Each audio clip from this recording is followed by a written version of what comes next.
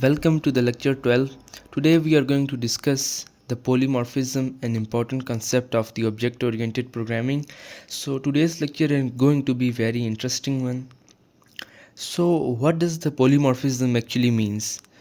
It's a Greek word and a combination of two words, the poly meaning many and morpho meaning shape. So polymorphism in object-oriented programming means one function or method can behave differently based on the object using it. Okay, so this line is very important and it is the simplest definition of the polymorphism you can ever see in any of the tutorial about the polymorphism.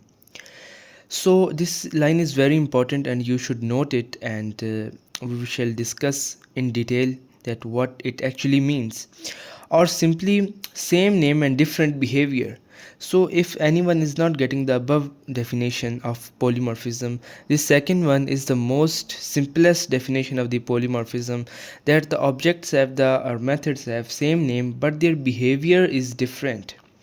So this picture, as you can see, that it is enough to make someone or make anyone understand the concept of the polymorphism.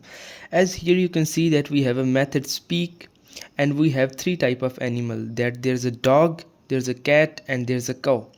So whenever we want to know the sound of each of these animal, we shall call the function speak.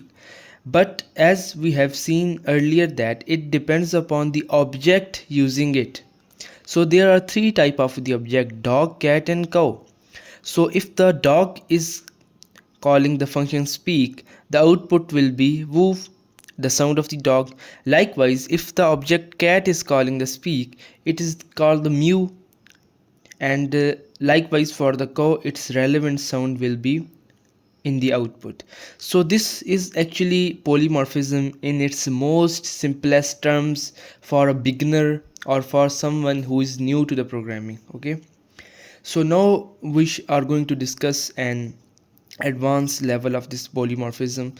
So here is another example about programming, that if we have a draw method, okay, in different shapes, circle dot draw and square dot draw, both these object, this circle is object and square is object, both are calling the same function draw. Okay, but when the circle is calling the draw function, it will produce something like this, and if the square is calling, it will produce something like this, a square. Okay, although the method is same, but it depends upon the object which is calling. So here it is written that. And one more thing to consider, that if you say anyone that draw, he won't be able to draw anything unless you specify that what to draw a circle, draw a square, or draw another polygon, or what type of shape he wants to. Okay, so this was about an example of the polymorphism. So there are two main type of the polymorphism, that's the compile time polymorphism and runtime polymorphism. So first of all, see its different name, and then we are going to discuss in detail in the next slides. The compile time polymorphism is also called static polymorphism, and runtime is also called the dynamic polymorphism. And how it is achieved? This compile time polymorphism is achieved by method overloading, and this runtime polymorphism is achieved by method overriding. Okay, so this creates very confusion about in the students, this overloading and overriding. Okay, so I am telling you in advance that I am going to discuss method overloading and method overriding, and you have to listen this in detail, pause and review the video again and again if you are not getting this. Okay, so compile time polymorphism. So this happens when the code is being compiled before the program runs. So what does the compilation means? After writing the code in any of the code editor, like we are using the IntelliJ, and when we click on the run button, okay, so it is being compiled. Okay, so the compiler decide at that time which version of the method is to run, that there are multiple version of the same method, and before running of the program, it is decided by the compiler which type of the program or which type of method is going to be run. So method overloading, what is method overloading? Same method name but different number or types of the parameter is called the method overloading. As you can see that we have the class calculator and we have two methods, add and add. As you can see that the names are same. This is add and this is add. So what's different about them? The return type is also same, a plus b, a plus b, but you can see that the type is different. It's type of integer and it is returning the type of double or float. And likewise the parameter are also different, integers and here double and double. Okay, so same method name but different types of parameters. Okay, so when we are calling add 2 plus 4, we have written this in our code after writing these functions. Okay, so when we are calling add 2 plus 4, so the compiler decides earlier that whenever we write 2 plus 4, the compiler know that they are calling the integer version of this program. Okay, so 2 plus 4, as you can see that it's evident from the parameters list that the first number should be an integer, the second number should also be an integer. Okay, so when we are passing 2 and 4 or any integers in argument, this version of the function is going to execute. So likewise when we are going the float values like the decimal values 5.3 and 5.6 or any type of double values, so this version of the function is going to be execute. Okay, so this was the compile time polymorphism. It is also called static polymorphism. Static polymorphism, why? Because when the code is static, even before the execution of the program, even before we click the run button, the compiler know which version of the method is to be called, is going to be called when the program execute. Okay, so it is predefined. Okay, so this is the compile time polymorphism. So it is, I have explained it to you in a very easy and beautiful way.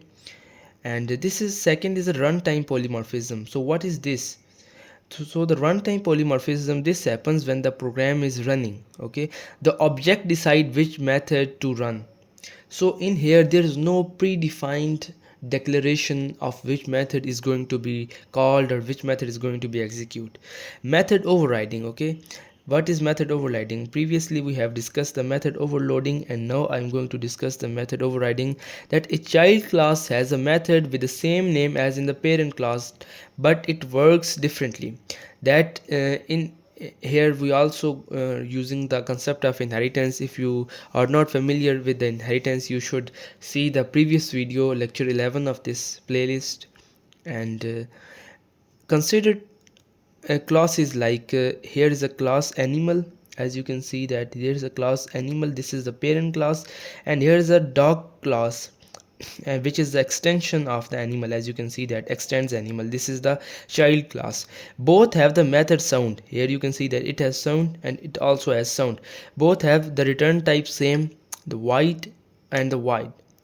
Okay, so but the output is different, that animals make sound and dog barks. Okay, so when this is called, this will be printed. When this version is called, this is going to be printed. Okay, so animal, my animal is equal to new dog, so my animal dot sound. Okay, so here's a little quiz that you're going to pause the video and think that which function is going to be called.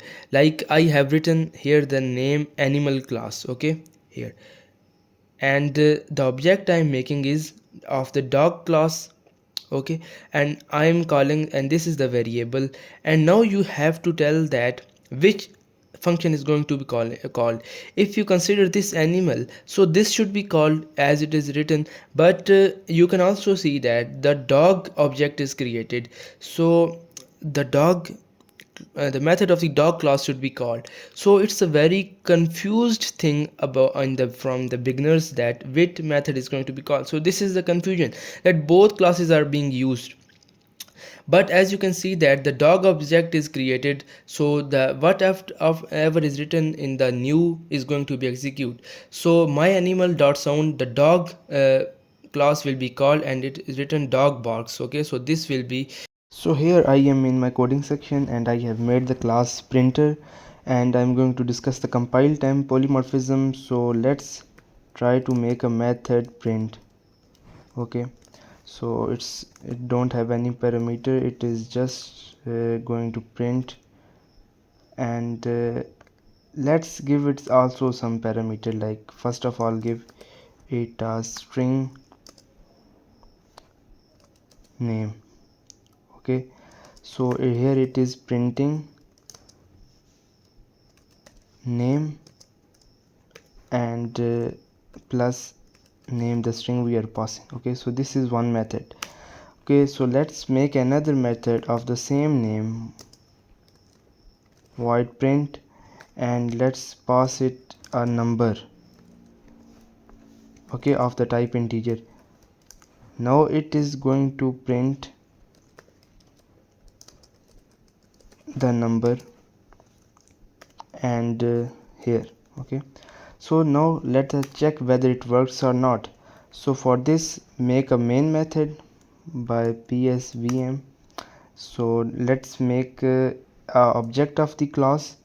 So printer p1 is equal to new printer. Okay, so we have made the p1. So this is p1 is the object. Okay, so now as we have discussed that it depends upon object which method is going to be called. So let's write p1 dot print. Okay, and I pass a method here, Obad, my name.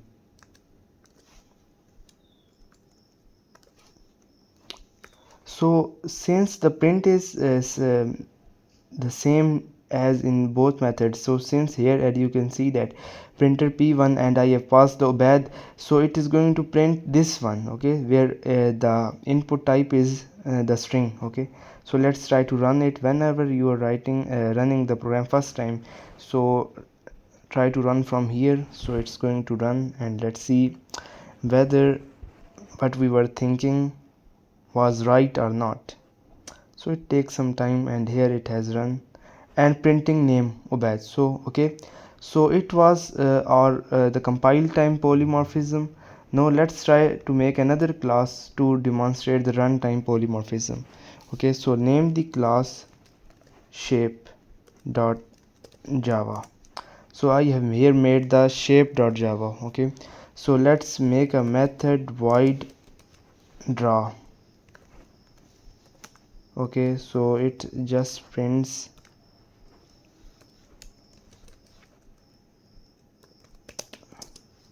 drawing the shape, shape. Okay, so let's draw an other class in the same package called circle dot java. Okay, so let's extend it, extends shape. Here we have used the inheritance. Okay, so let's draw the same method, draw, and here it is printing drawing the circle. Okay, so let's make another class for your thorough understanding, rectangle dot java, and also extend it from the shape as we have done with the previous one. So in this write also SOUT. Why it is not printing? Oh sorry, I have forgotten to write the method. Let's make a method void draw again, and it's here write drawing the rectangle. Okay, so now we have made our all classes, and now let's make another class to test. Okay, to test these things. Here in this class make the main method public static void main, and now I'm going to make the classes that how these actually work. So shape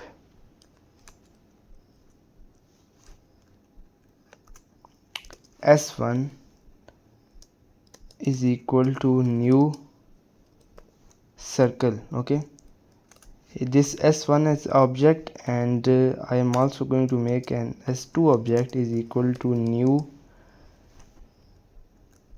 rectangle. Okay, so I have made two object, although the parent class is same, but the object stored in this are different. In s1 the object of the type circle is stored, in s2 the object of the type rectangle is stored. So when I call s1 dot draw and s2 dot draw, so what do you think what it is going to print?